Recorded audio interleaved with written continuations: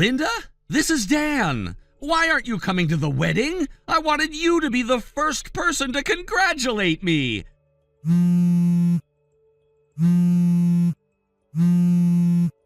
What's going on?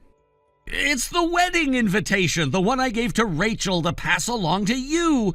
Why in the world did you return it with not attending marked on it? Why, isn't it obvious? Why would I want to attend the wedding of my ex-husband? But listen, you're a classmate and we have so many mutual friends. If I didn't invite you, it would be awkward, don't you think? It wouldn't be weird at all if you came just like it were a school reunion. No big deal. No, I can't do that. Actually, a lot of people already know that we're divorced, and if they see your ex-wife showing up at the wedding, it's going to make things really uncomfortable. The bride probably won't be too happy about it either. So please, don't worry about it. You can just go ahead and have your wedding without worrying what I think. It's your day, after all. But you see, that's not exactly how it works. What do you mean? Actually, I want Rachel to be the flower girl. What? Rachel as the flower girl? My wife, Kylie, she's 21 and half Japanese, has spent a lot of time living in Asia. Because of that, she doesn't have any friends here in the US who could be a flower girl. So it's only natural for me to handle this. It's my responsibility, right? But asking your ex-wife's daughter, the daughter of your ex-wife, to be part of the ceremony? That's a bit much, don't you think? Isn't it a great idea? Are you serious? If Rachel thought of you as a father, that would make sense, but do you even realize how long it's been since you last saw her? She knows you only through pictures. And do you think it's a good idea to ask her to do this for free? But listen to me, no matter what, Rachel is still my daughter. On the wedding day, she would only need to fulfill a small role. She'll get to wear a beautiful princess dress and she'll be thrilled. She'll love it. You're being incredibly naive. What about Kylie, the bride? Is she okay with this idea? The child from your past marriage stepping into the wedding like this? If I were her, I would be uncomfortable with it. This isn't a problem. I've told Kylie that Rachel is just a friend of mine. Wait, hold on a second. What? Please tell me you didn't leave out the fact that you actually have a daughter to Kylie, right? You didn't keep that from her, did you? Oh, I just told her I'm divorced. I didn't go into any more detail than that. What? Why didn't you tell her about your daughter? Kylie is still only 21 years old, you know. I didn't want to burden her with that information. It would be too much to handle. But age isn't the issue here. It's not about how old she is or whether you think she can handle the truth. It's about honesty, and you should have been open with her about having a daughter. Well, I'll bring it up eventually. I'm just waiting for the right moment. Please, leave this matter in my hands. Waiting for the right moment? This isn't something you can put off. Oh, come on. There's no need to overthink this. Kylie and her family are really easygoing and understanding, so everything will be fine. I'm sure of it. What do you mean by that? Look, if this situation causes any problems down the line, don't involve Rachel or me. We can't take responsibility for any of this. Okay. In the end, I've decided to ask Rachel to be the flower girl after all. No, I refuse. What? Why? I already explained why. Plus, Rachel is old enough to understand a lot of things by now. She knows that her parents' divorce is because of your infidelity. She probably figured that out on her own already without me having to say anything. But that was years ago! The person I'm marrying now is not the same person you were involved with at that time. We should all just move on and let go of the past. I'll come to the wedding and put it behind me. Let's move forward, all right? You can't just make decisions like that on your own. Rachel and I are not going to the wedding. That's final. Okay, but let's at least think about it for a second. You don't think Rachel might want to be a part of something as special as a wedding? It might be her only chance to wear that kind of dress, you know? And don't tell me she hasn't been thinking about it. Every little girl dreams of being the flower girl in a wedding. I'm not asking her to play a major role, just a small one. It won't hurt anyone. No, it's not about that. It's about the fact that you're asking someone who hasn't even seen you in years to step into a situation like that. You're not considering the emotional weight it might carry. I get it. You're worried. You think I'm rushing into things and putting Rachel in an uncomfortable spot. But trust me, I've thought this through. I've made sure that Kylie won't have an issue with it, and I know Rachel. I know she'll enjoy it. It's a small role and it's just for one day. You're overthinking everything. Let it go. I am not overthinking it. I am trying to protect Rachel from this whole mess. She's been through enough, and you know it. The last thing she needs to be is put in an awkward situation at your wedding. And trust me, it would be awkward for her too. But Rachel isn't a child anymore. She's an adult. She's been through a lot, but that doesn't mean she's incapable of handling something like this. And she's not gonna be upset. If anything, she'll be excited. What's the harm in letting her be part of it?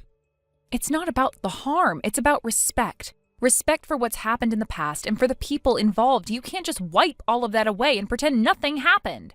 Look, I know we didn't end things on the best terms, and I'm not trying to pretend otherwise. But this is my wedding. This is a new chapter in my life, and I want to celebrate it with the people who matter to me. Rachel matters, and I would like for her to be a part of it, even if it's just in a small way. You can't expect me to just get over everything and accept it like it's nothing. There is a lot more to this than you think.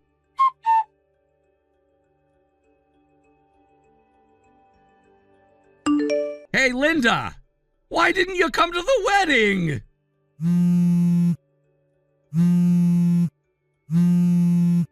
Hey! Answer me! Why aren't you picking up the phone? This is seriously frustrating! What? Why didn't you show up today? The wedding was important and I needed you here. Why did you tell me you weren't coming?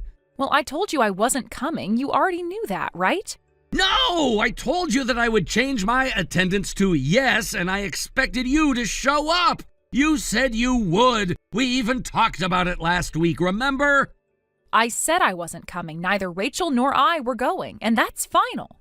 Because of that, everything's turned into a disaster here. You seriously have no idea what you've caused by not being here. A disaster? Yes, a disaster. I was in the middle of the ceremony preparations when I had to deal with the fact that you two weren't here. I found a girl dressed as a flower girl in the hallway, and I just assumed it was Rachel. I was panicking, thinking she was lost, so I tried to grab her and take her to the aisle. But then it turns out she was actually there for another wedding. She was mistaken for Rachel, and it caused a huge commotion. Didn't you check her name before trying to take her? I didn't have time to check. It was right before the ceremony, and I was rushing around to make sure everything went smoothly. It's easy to mistake someone in a flower girl dress for Rachel, especially when you've only seen her in photos for so long. You know, I've been living with this chaotic wedding planning for weeks now, so seeing someone who looked like Rachel made me panic. Well, about that, I've heard most of what happened from friends who were attending your wedding. What? You heard what happened? Yes, honestly, I am just kind of dumbfounded by everything. You're really putting me in a tough spot right now. What do you mean? That girl you mistook for Rachel was actually only 8 years old, huh? I heard that she was way younger than Rachel. What does that have to do with anything? She was the same age as Rachel, as far as I could tell. Well, Rachel is 11 now. You seriously mistook an 8-year-old for an 11-year-old? That's a pretty big difference. No way. She's 11 now? Yeah, I told you that. I'm surprised you didn't know. I mean, you haven't seen her in a couple of years, but still, 3 years is a huge difference. Are you really telling me you forgot that your own daughter is 11? Wait, hold on. So Rachel is 11. I really messed up, didn't I? Yes, you did. And you know what? The worst part is that the girl you grabbed didn't even look like Rachel. She was dressed for her age, which was appropriate for an 8-year-old. I heard you even screamed at her when you tried to drag her away by force. She started crying and was really upset. Well, of course, that caused a scene. No one would have expected that to happen. I was just trying to make sure everything went smoothly, but then everything fell apart. Wait. You're telling me that the girl I thought was Rachel was 8 years old and I still got it wrong? Yes, and it was a mess. you need to take responsibility for what happened here. But the real problem is what happened after you tried to grab her. What do you mean? Well, I heard after the whole mix-up, you yelled at the girl. You even shouted, "Listen to what your father says," when you tried to drag her away. That's really bad, you know. Wait a second. Did I say that? I don't remember yelling that. Apparently you did. One of the bride's relatives overheard you. And from what I've been hearing, it wasn't just the girl who was upset. People who were nearby could hear everything. This is getting out of hand. I can't believe I messed up like this. I had no idea that people were listening to me. Why didn't you say something sooner? I didn't know until I heard it from the bride's side. Your parents didn't help either. When the relatives questioned them, they couldn't even give a proper explanation. That's when people from the groom's side got involved. It was such a mess that they started asking the guests for clarification. You've got to be kidding me! How is this happening? I'm not kidding. In fact, the bride's father even called me to ask about Rachel. I had to explain everything to him. Wait, what? You told them everything about Rachel? Yes, I had to. I told them everything about Rachel, and they asked me about the reason for your divorce. So I had to tell them about your affair, too. No way, you didn't! I told you that you should have explained things properly to avoid causing all this trouble. Now it's spiraled out of control. I don't believe this. You're just making everything worse by telling people about Rachel and my divorce. No, I'm just telling you the truth. You should have handled this better from the start. This mess is on you, not me. Wait, you're really acting like this is some other person's problem. How are you so calm about it? What do you mean? You're the one who's involved in this, and I'm the one who's trying to make sense of all this chaos. You're just sitting there not doing anything to help me out. If Rachel's involved, shouldn't you be helping me out too? Excuse me? Are you even listening to yourself? What? The issue with Rachel is your problem, not mine. Don't try to make me your scapegoat just because you can't handle the situation. I'll help as much as I can, but I'm not going to take the blame for your mistakes. You've got to be kidding me! You're not even going to help me fix this? I'm helping in my own way, but there's only so much I can do. You've made things worse for yourself by keeping quiet about Rachel all this time. Don't expect me to clean up your mess. Wait, what do you mean by that? Are you seriously just going to sit there and do nothing? I've been doing all I can, but I am not your personal assistant. You need to take responsibility for your actions. Fine, I get it, but this is really going to cause problems. My whole life is falling apart right now, and you're acting like it's not a big deal. Maybe you should have thought about that before everything went down like this.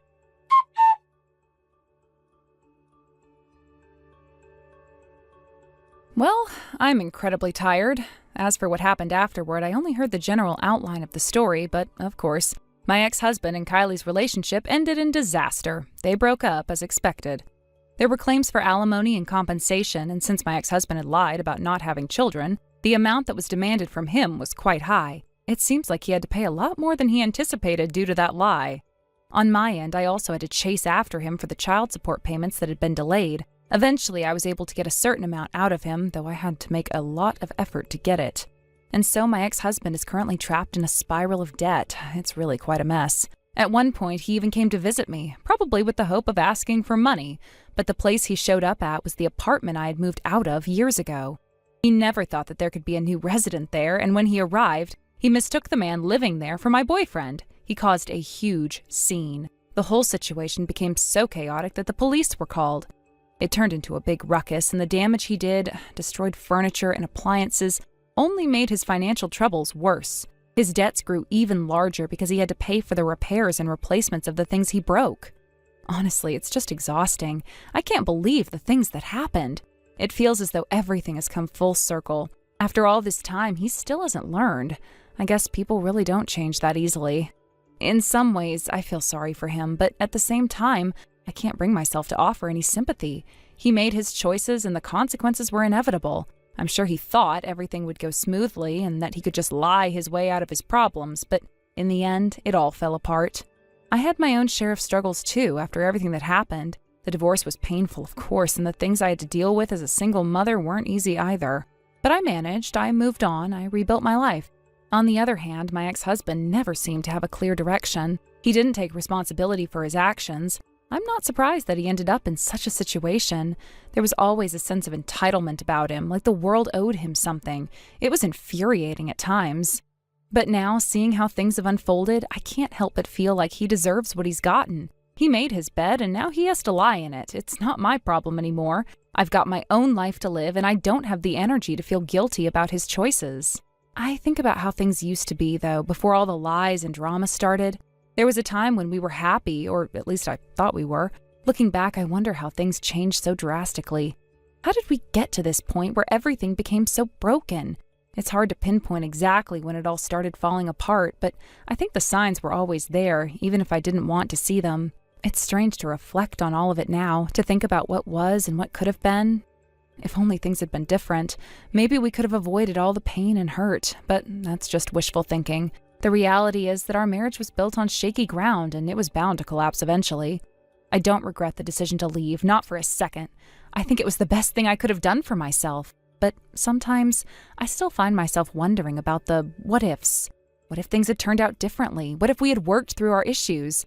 What if we had been able to trust each other? I guess I'll never know. And that's okay, I've made my peace with it. My life now is so much better than it was back then. I'm in a place where I can finally breathe. I don't have to constantly worry about what my ex-husband is up to or whether he's going to pull some ridiculous stunt to try and manipulate me. I found peace, and that's something I never had when we were together. When I look at my current situation, I can't help but feel a sense of relief. I'm free from the past, free from the chaos he brought into my life. It took a long time to get here, but I'm finally in control. It feels good to be in charge of my own future. And as for him, well, he's on his own now. He has to deal with the mess he created. I'm not going to waste any more time thinking about him or his problems. I've learned that lesson the hard way. It's amazing how much you can change when you finally let go of someone who's been holding you back. I used to be so concerned with making things work, with trying to fix everything. But now I see that sometimes the best thing you can do is walk away. Let things fall apart if they need to. Life goes on, time moves forward, and eventually you realize that there is so much more out there waiting for you. So many opportunities, so many people who are worth your time and energy. I'm focusing on what lies ahead, not what's behind me. Looking at my ex-husband now, I see a man who's stuck in his own mess, struggling to find a way out, but he's alone in it. He has no one to rely on anymore. And while that might seem sad to some people, I can't bring myself to care. He made his choices, he has to live with them. At the end of the day, it's all about moving forward. It's about not letting the past define you. And I refuse to let my ex-husband's mistakes shape my future. I am done with him. So yes, it's exhausting to think about everything that's happened, but I'm not going to let it weigh me down. I've learned my lessons, and now it's time for me to enjoy the life I've built for myself. Thank you for watching and listening. We hope you enjoyed the video. Don't forget to like this video and subscribe. Also, feel free to leave a comment about what you thought of the story. We look forward to seeing you at the next story. Thank you for watching. Please subscribe and hit the like button. See you next time.